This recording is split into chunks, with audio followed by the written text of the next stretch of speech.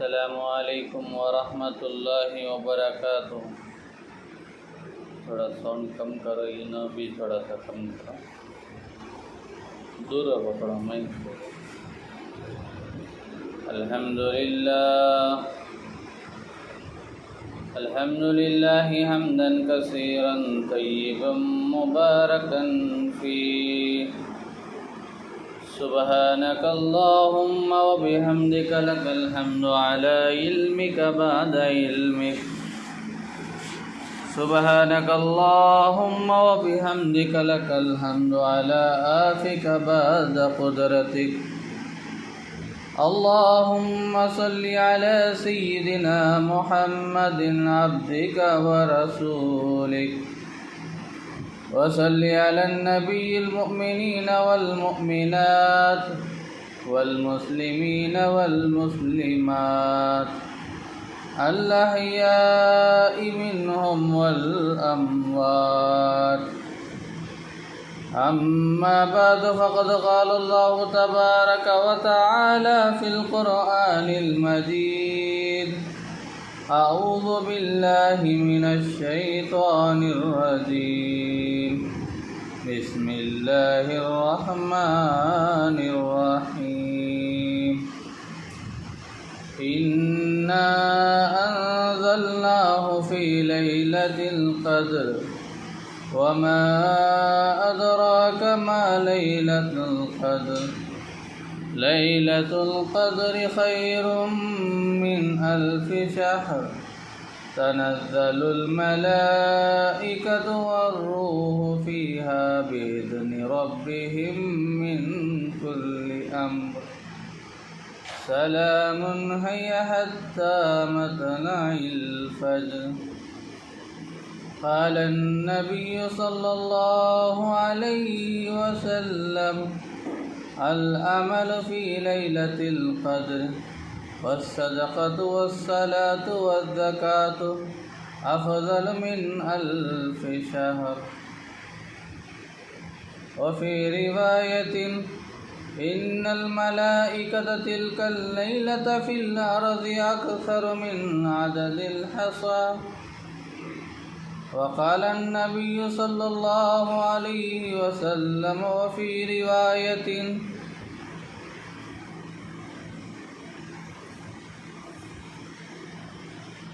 نظر الله إليهم في هذه الليلة فعفى عنهم وغفر لهم إلا 4، أو كما قال عليه الصلاة والسلام۔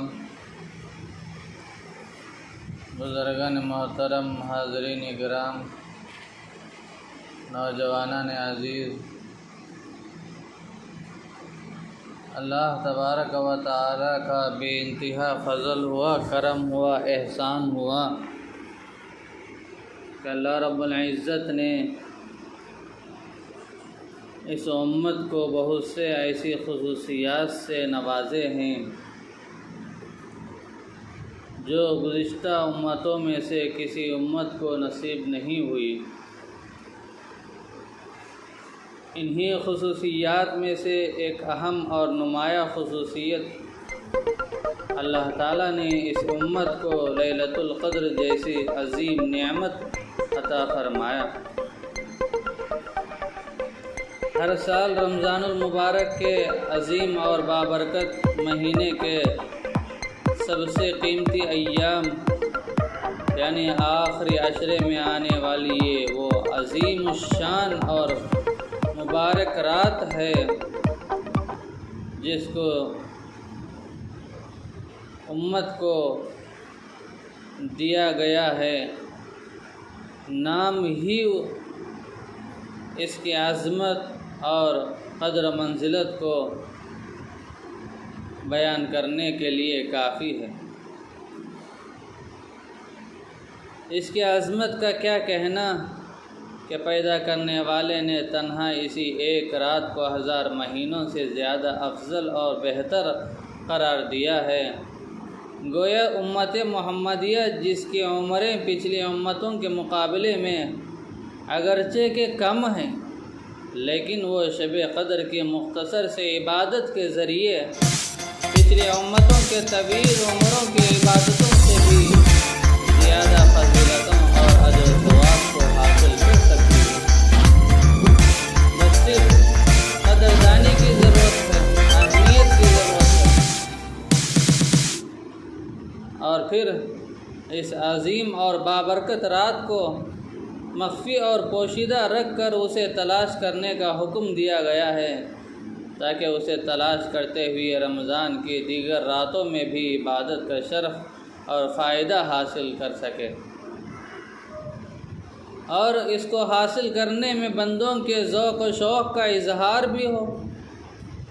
یقیناً یہ سب اللہ تبارک و تعالیٰ کا اس امت پر بہت بڑا لطف و کرم اور احسان عظیم ہے، جو بلا شبہ رسول اللہ صلی اللہ علیہ وسلم کے طفیل میں اس امت کو نصیب ہوا۔ کاش ہم اللہ تعالیٰ کے ان الطاف و عنایات کو سمجھ کر اس کی صحیح قدردانی کرنے والے بن جائیں، تو اپنے مختصر سی عبادت کے ذریعے سے کس قدر آخرت کے لیے ذخیرے جمع کیے جا سکتے ہیں۔ نبی کریم صلی اللہ علیہ وسلم نے لیلۃ القدر کو تلاش کرنے کی تاکید فرمائی، اور رمضان المبارک کے آخری عشرے کی طاق راتوں میں لیلۃ القدر کے ہونے کا زیادہ احتمال ذکر فرمایا۔ اس لیے آخری عشرے میں اور بالخصوص اس کی طاق راتوں میں بہت اہتمام کے ساتھ شب قدر کو تلاش کرنا چاہیے، اور اپنے محتاج ہونے کا زیادہ سے زیادہ اظہار کرنا چاہیے۔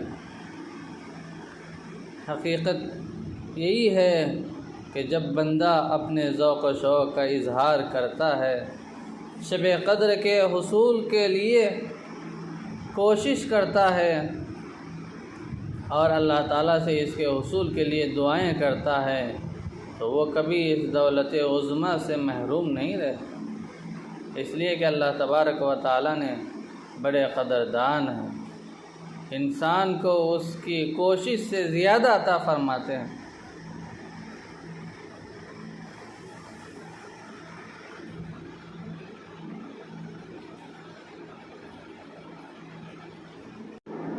عزیزان گرامی، میں آج آپ حضرات کے سامنے شب قدر کے فضائل اور اس کے خصوصیات اور اس نعمت کو حاصل کرنے کا طریقہ اور شب قدر سے کون لوگ محروم رہتے ہیں، انشاءاللہ چند باتیں آپ کے ذہن میں ڈالنے کی کوشش کروں گا۔ اللہ تعالیٰ سے دعا فرمائیں، اللہ تبارک و تعالیٰ صحیح کہنے کی توفیق عطا فرمائے، اور ہم کو صحیح سن کر صحیح طریقے سے عمل کی توفیق عطا فرمائے۔ بزرگان محترم، شب قدر انتہائی قدر منزلت کی حامل و عظیم اور بابرکت رات ہے، جسے مالک لم یزل نے وہ فضیلت بخشی۔ تنہا یہی ایک رات ہے جو 1000 مہینوں سے بھی افضل قرار دی گئی ہے، اس سے بڑی اس کی کیا فضیلت ہوگی؟ پھر اس میں بکثرت فرشتوں جیسی نورانی مخلوق کا اور بالخصوص ان سب کے سردار حضرت جبرائیل امین علیہ السلام کا زمین پر اترنا اس عظیم اور بابرکت رات کی فضیلت کے کتنی بڑی دلیل ہو گئی۔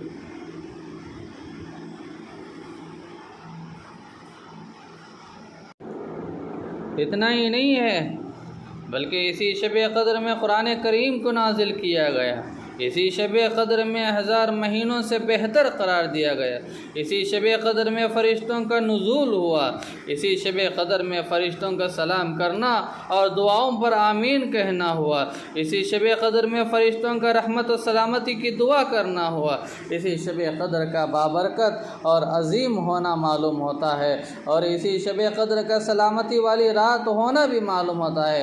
یہی شب قدر میں عبادت کرنے والوں کے اگلے پچھلے تمام تمام گناہوں کا معاف ہونا بھی معلوم ہوتا ہے۔ اسی شب قدر سے جو لوگ محروم ہیں، ہر خیر سے محروم ہیں، ان لوگوں کا بھی تذکرہ ہوتا ہے، اور اسی شب قدر کا اس امت پر کیا کیا خصوصیت عطا فرمائی ہے اسی شب قدر کی بدولت سے ملتی ہے، اور اسی شب قدر کا اللہ تعالیٰ کی منتخب رات ہونا بھی معلوم ہوتا ہے۔ ذرا سا غور کیجئے کہ یہ وہ عظیم اور بابرکت رات میں اللہ تعالیٰ نے قرآن مجید کو نازل کیا ہے۔ خود اللہ تعالیٰ نے ارشاد فرمایا، اِنَّا أَنزَلْنَاهُ فِي لَيْلَةِ الْقَدْرِ، بے شک ہم نے اس قرآن کریم کو شب قدر میں نازل کیا۔ شب قدر میں قرآن کریم کے نازل ہونے سے مراد یہ ہوتا ہے کہ سب سے پہلے لوح محفوظ سے آسمان دنیا پر نازل ہوا، پھر اس کے بعد آہستہ آہستہ کر کے 23 سال میں نزول قرآن کی تکمیل ہوئی، اور اللہ تعالیٰ نے صرف اس ایک رات کو وہ قدر و منزلت عطا فرمائی ہے کہ 1000 مہینوں پر اس رات کو فوقیت حاصل ہوئی۔ چنانچہ ارشاد باری تعالی ہے، لیلۃ القدر خیر من الف شہر، شب قدر 1000 مہینوں سے بھی بہتر ہے۔ حضرت انس رضی اللہ تعالیٰ عنہ فرماتے ہیں، العمل فی لیلۃ القدر والصدقۃ والصلاۃ والزکاۃ افضل من الف شہر، شب قدر میں عمل کرنا، صدقہ دینا، نماز پڑھنا، زکوٰۃ ادا کرنا 1000 مہینوں سے افضل ہے۔ یعنی 1000 مہینوں کے 83 برس 4 مہینے ہوتے ہیں، 80 پر 4 سال 4 مہینے اس کا حساب ہوتا ہے۔ تفسیر روح البیان میں اس کی تفسیر لکھی گئی ہے، گویا 80 پر 3 برس 4 مہینے سے زیادہ عبادت کا ثواب، اور اس زیادتی کا علم نہیں کہ 1000 مہینے سے کتنے ماہ زیادہ افضل ہے۔ اس مبارک رات کی ایک بڑی فضیلت یہ بھی ہے کہ اللہ تعالیٰ نے اس رات میں تمام فرشتوں کے سردار حضرت جبرائیل امین علیہ السلام، جن کو روح القدس کہا جاتا ہے، وہ اللہ تعالیٰ کے حکم سے فرشتوں کی ایک بہت بڑی جماعت کو لے کر اس رات کو زمین پر اترتے ہیں۔ اللہ تعالیٰ نے فرمایا، تنزل الملائکۃ والروح فیہا بِإِذْنِ رَبِّهِمْ مِنْ كُلِّ امر، اس رات میں فرشتے اور روح امین اپنے پروردگار کی اجازت سے ہر کام کے لیے اترتے ہیں۔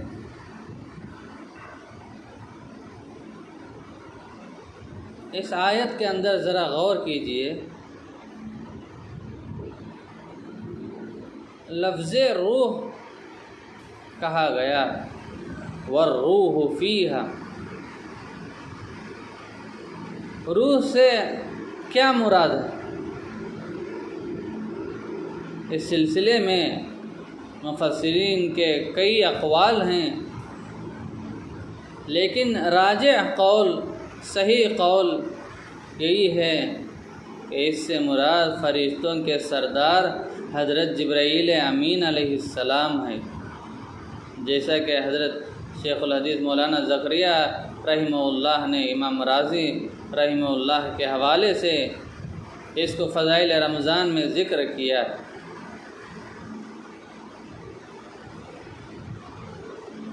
حضرت ابو ہریرہ رضی اللہ تعالیٰ عنہ کی بھی ایک حدیث ہے جو میں نے خطبے کے شروع میں پڑھا تھا، ان الملائکۃ تلک اللیلۃ فی الارض اکثر من عدد الحصى بے شک شب قدر میں زمین پر اترنے والے فرشتوں کی تعداد کنکروں کی تعداد سے بھی زیادہ ہوتی، فرشتوں کی تعداد کو کنکریوں کی تعداد سے بھی زیادہ بتایا ہے۔ مفتی تقی عثمانی صاحب دامت برکاتہم لکھتے ہیں کہ فرشتوں کے اترنے کے دو مقصد ہوتے ہیں۔ ایک مقصد تو یہ ہوتا ہے کہ اس رات جو لوگ عبادت میں مشغول ہوتے ہیں فرشتے ان کے حق میں رحمت کی دعا کرتے ہیں، اور دوسرا مقصد آیت کریمہ میں یہ بتایا گیا ہے کہ اللہ تعالیٰ اس رات میں سال بھر کے تقدیر کے فیصلے فرشتوں کے حوالے کر دیتے ہیں تاکہ وہ اپنے وقت پر ان کی تعمیل کرتے رہیں۔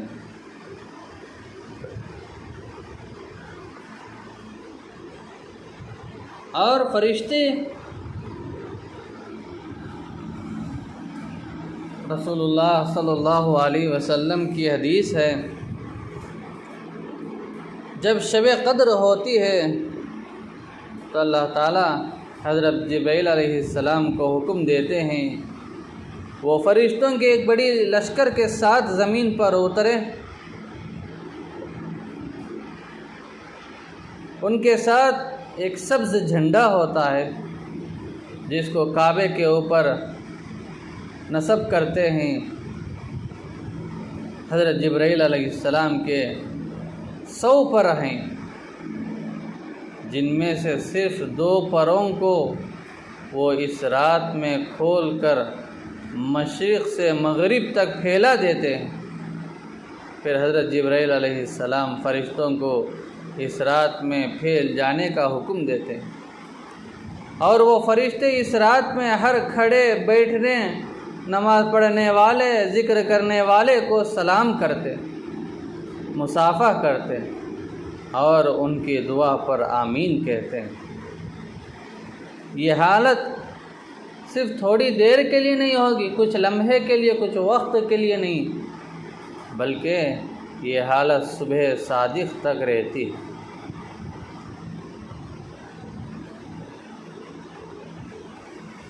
کتابوں کے اندر لکھا ہے 7ویں آسمان پر حضیرۃ القدس ایک جگہ ہے، وہاں ایسے فرشتے ہیں جنہیں روحانیون کہا جاتا ہے۔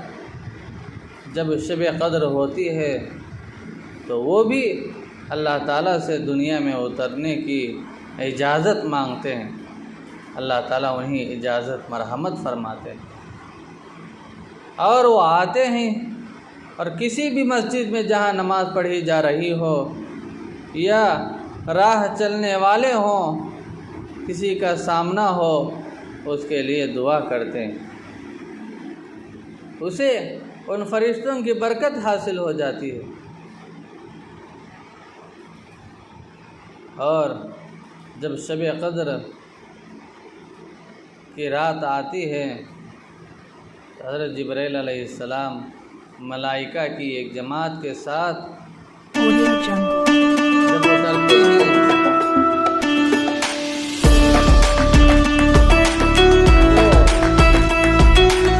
ہر اس انسان کے لیے رحمت کی دعا کرتے ہیں۔ میں لکھا ہے یسلمونہ کے الفاظ بھی ذکر کیے گئے ہیں، یعنی جس سے معلوم ہوتا ہے کہ فرشتے عبادت میں مشغول لوگوں کے لیے سلامتی کی بھی دعا کرتے ہیں۔ اللہ تعالیٰ نے اس شب قدر کی قدر و منزلت کو بیان کرتے ہوئے سورہ دخان میں فرمایا لیلۃ مبارکہ، انا انزلناہ فی لیلۃ مبارکہ، ہم نے اس کو لوح محفوظ سے آسمان دنیا پر ایک برکت والی رات یعنی شب قدر میں اتارا۔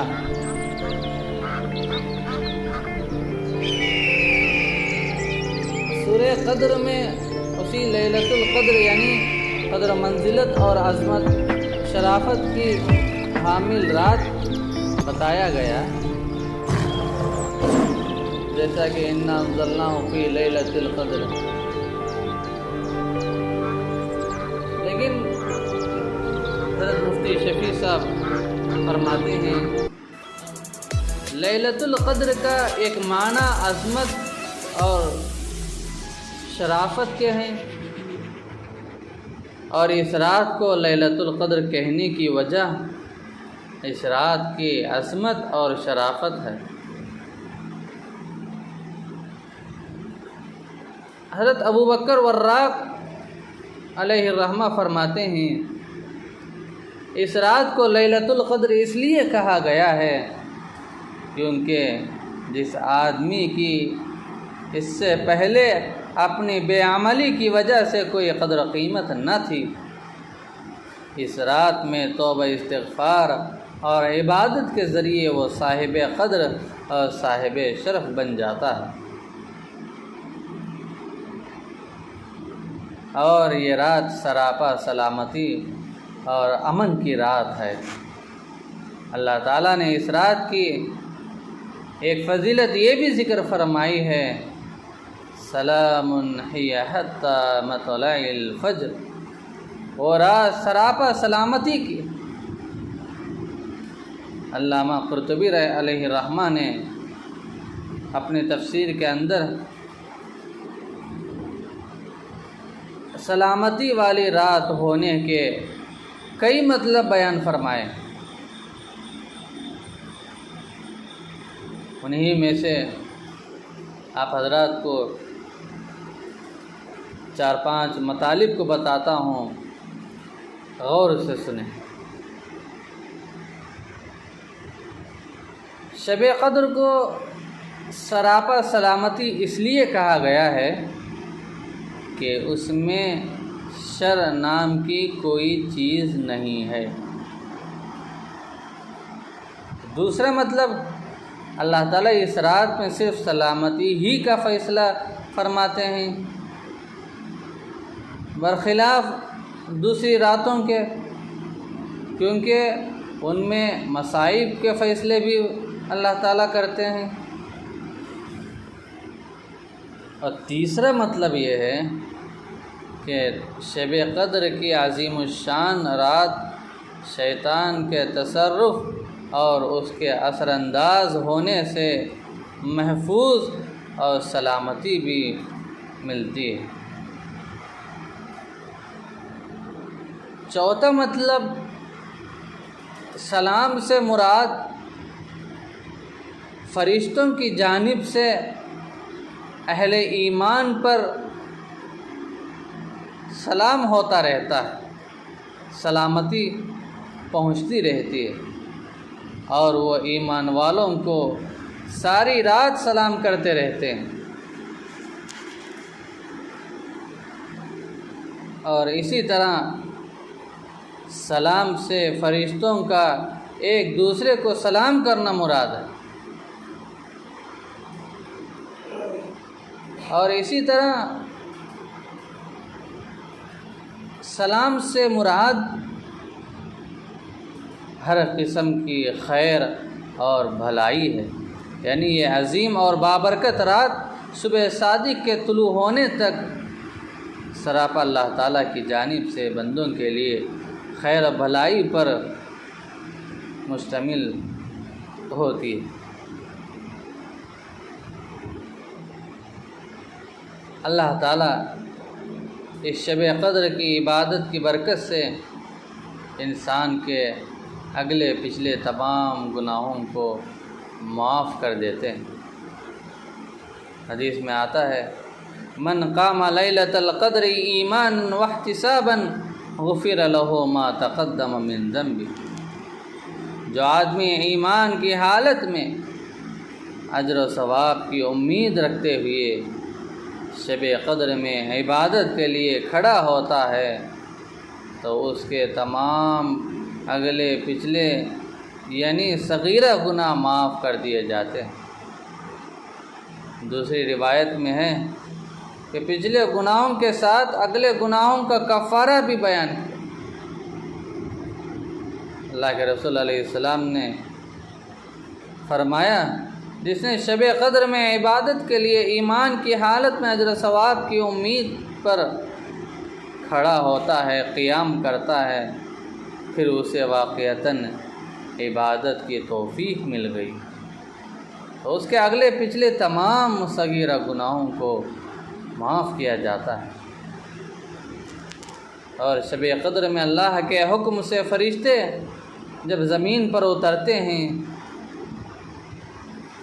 اور ساری رات عبادت میں مشغول رہنے والوں سے سلام کر کے مصافحہ کرتے ہیں اور ان کی دعاؤں پر آمین کہتے ہوئے رات گزار کر جب صبح واپسی کا وقت ان کا آتا ہے تو فرشتے حضرت جبرائیل علیہ السلام سے پوچھتے ہیں کہ اللہ تعالیٰ نے امت محمدیہ کے مومنوں کے ساتھ ان کی ضروریات کے پورا کرنے کے بارے میں کیا معاملہ کیا؟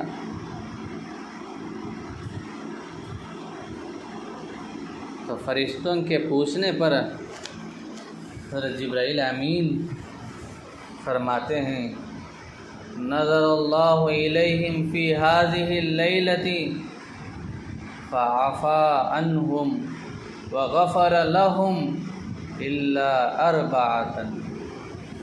ایک نتیجہ بیان کرتے ہیں، ایک رزلٹ بتاتے ہیں۔ اللہ تعالیٰ نے اس شب قدر میں ایمان والوں کے حال پر نظر رحمت فرمائی اور 4 افراد کے علاوہ سب کے ساتھ درگزری کا مغفرت کے معاملہ فرمایا۔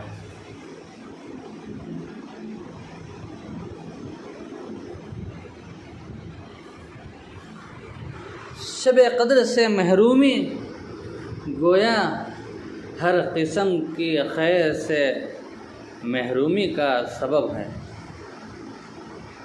ایک دفعہ رمضان کا مہینہ آیا تو آپ علیہ السلام نے فرمایا بے شک یہ مہینہ آیا ہے اور اس میں ایک ایسی رات ہے جو 1000 مہینوں سے بھی زیادہ بہتر ہے۔ پھر اس رات کی فضیلت بیان کرتے ہوئے فرمایا من حرمها فقد حرم الخیر کلہ ولا یحرم خیرها الا محروم۔ جو اس رات سے محروم رہ گیا وہ ساری ہی خیر سے، بھلائی سے محروم رہ گیا۔ ولا یحرم خیرها الا محروم، اور اس کے خیر و بھلائی سے وہی آدمی محروم رہتا ہے جو حقیقت میں محروم ہو۔ یہ شب قدر اس امت کی خصوصیت ہے، امت محمدیہ کی خاص خصوصیت ہے۔ اللہ کے رسول علیہ السلام نے فرمایا ان اللہ وہب لامت لیلۃ القدر ولم یؤتها من کان قبل۔ اللہ تعالیٰ نے میری امت کو شب قدر عطا فرمایا اور یہ ان سے پہلے کسی بھی امت کے لوگوں کو یہ نعمت، یہ دولت، یہ خصوصیت نہیں عطا فرمائی۔ عزیزان اکرامی، یہ شب قدر اللہ نے چنا ہے، اللہ نے انتخاب کیا، اللہ نے پسند کیا۔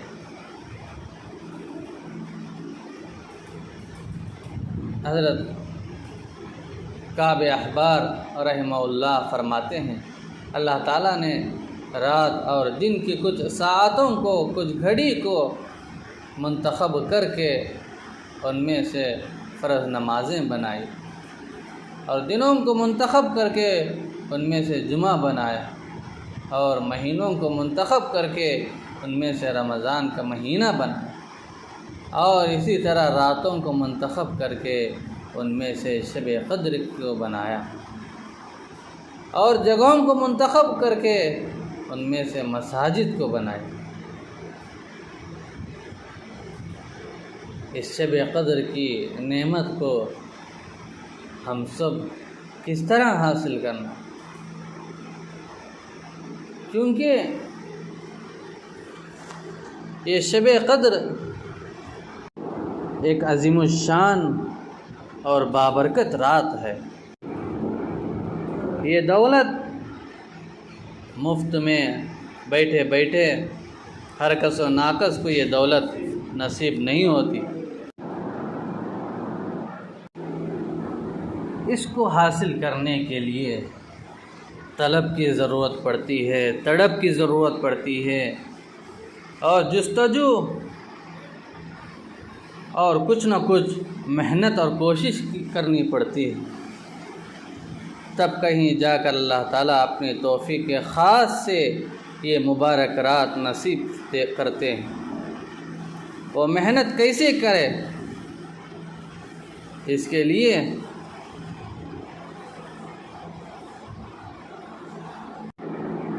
چند چیزوں کو، چند کاموں کو اختیار کرنا پڑے گا۔ اگر اس پر عمل کریں گے تو انشاءاللہ اس نعمت عظمیٰ کو آسانی سے ہم لوگ حاصل کر سکتے ہیں،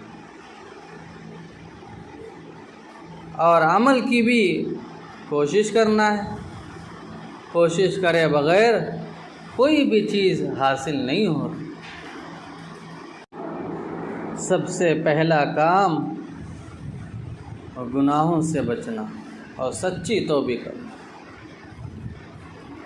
اس عظیم شب کے آنے سے پہلے ہی ہر قسم کے گناہوں سے سچی پکی توبہ کر لینا چاہیے، بالخصوص وہ گناہ جن کی وجہ سے مغفرت سے محرومی کی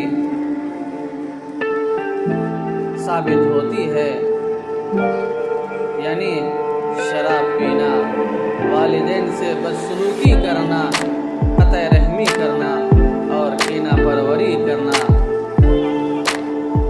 ان چاروں ہی گناہوں سے بالخصوص توبہ کر کے اپنے دامن کو پاک صاف رکھیں گے، انشاءاللہ جب رکاوٹ دور ہو جائے گی تو شب قدر بھی نصیب ہو جائے گی۔ دوسرا کام، شب قدر کو پانے کے لیے اللہ سے دعا بھی کریں۔ ہر چیز اللہ کے قبض قدرت اور اس کے اختیار میں، وہی عطا کرنے والا ہے، وہی نوازنے والا ہے، وہی دینے والا ہے، وہی لینے والا ہے۔ اس لیے اللہ ہی سے شب قدر کے حصول کو خوب آوازاری کر کے، گڑ گڑا کر مانگنا اور طلب کرنا، انشاءاللہ اللہ تعالیٰ سے محرومی نہ ہوں گے۔ اس لیے کہ اللہ تعالیٰ سے مانگنے والا کبھی بھی محروم نہیں ہوتا۔ اور کیسے ہو سکتا ہے؟ اس نے خود فرمایا ہے، ادعونی استجب لکم، مجھے پکارو میں تمہاری دعائیں قبول کروں گا۔ اس لیے اس کے حصول کے لیے تمنا رکھنا ہے، اور اس کے تمنا رکھنے والوں کو اس عظیم شب کے حاصل ہونے کی اللہ سے خوب دعا بھی کرنی چاہیے۔ اور تیسرا کام، کوئی بھی کام ہاتھ پر ہاتھ دھرے بیٹھے بیٹھے نہیں ہوتا، اس کو حاصل کرنے کے لیے کچھ نہ کچھ تو ہاتھ پاؤں مارنے کی ضرورت پڑتی ہے۔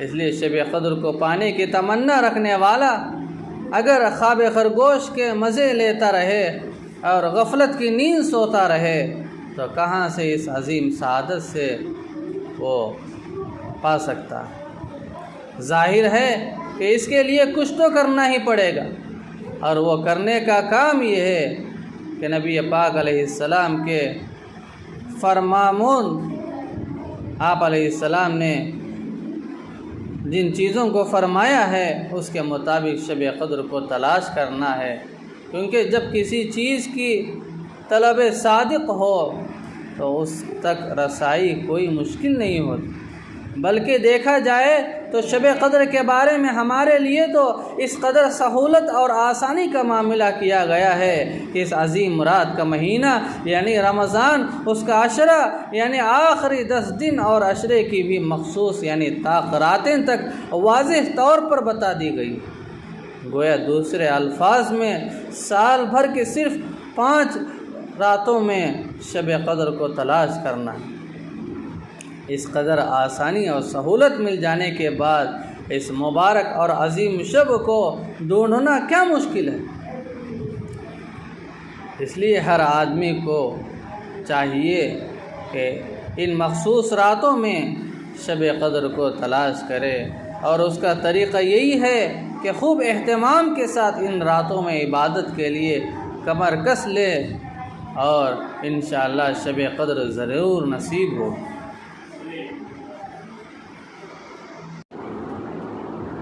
اور چوتھا کام مسنون اعتکاف کا اہتمام کرنا۔ شب قدر کو پانے والے کے لیے ایک انتہائی اور آسان اور بہترین طریقہ یہی ہے کہ رمضان المبارک کے آخری عشرے میں مسنون اعتکاف کا اہتمام کرنا۔ اس کے ذریعے انشاءاللہ بہت آسانی کے ساتھ شب قدر نصیب ہو سکتی ہے، اس لیے کہ مسجد کے ماحول میں عبادت کا خوب موقع ملتا ہے، راتوں کو جاگنا آسان ہو جاتا ہے، اور نہ بھی تو معتکف کا تو سونا بھی عبادت ہے، وہ اللہ تعالیٰ کا مہمان ہوتا ہے، شب قدر سے بھلا وہ کیسے محروم رہ سکتا ہے؟ اور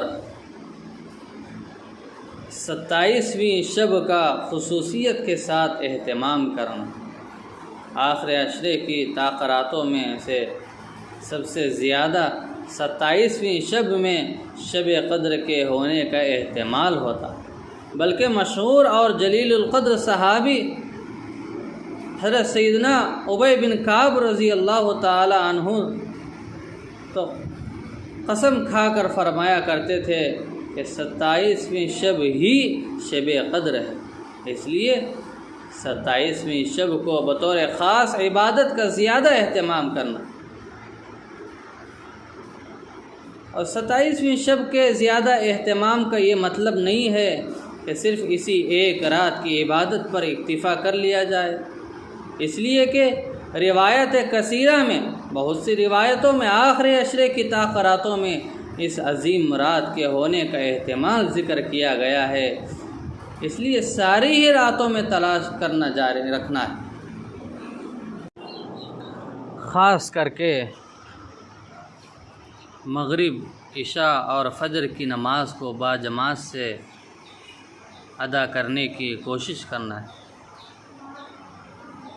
نبی علیہ السلام کا ارشاد ہے، من صلی العشاء فی جماعت فکأنما قام نصف اللیل ومن صلی الصبح فی جماعت فکأنما صلی اللیل کلہ۔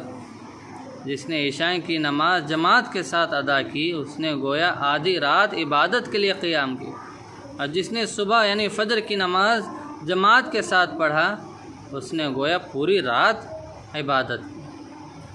دوسری جگہ اللہ کے رسول علیہ السلام نے فرمایا،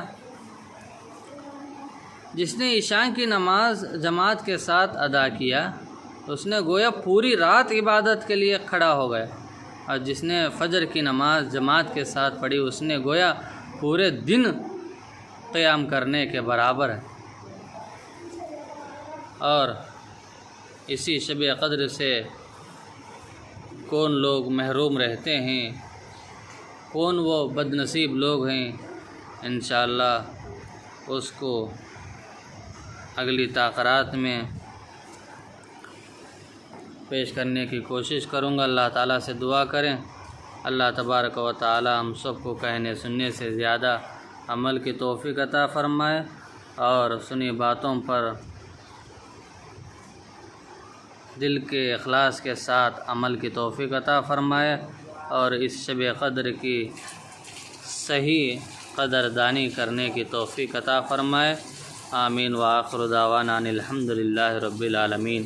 السلام علیکم ورحمۃ اللہ وبرکاتہ. جو حضرات ابھی نمازیں پڑھنے والے ہیں نمازیں پڑھیں یا ذکر تلاوت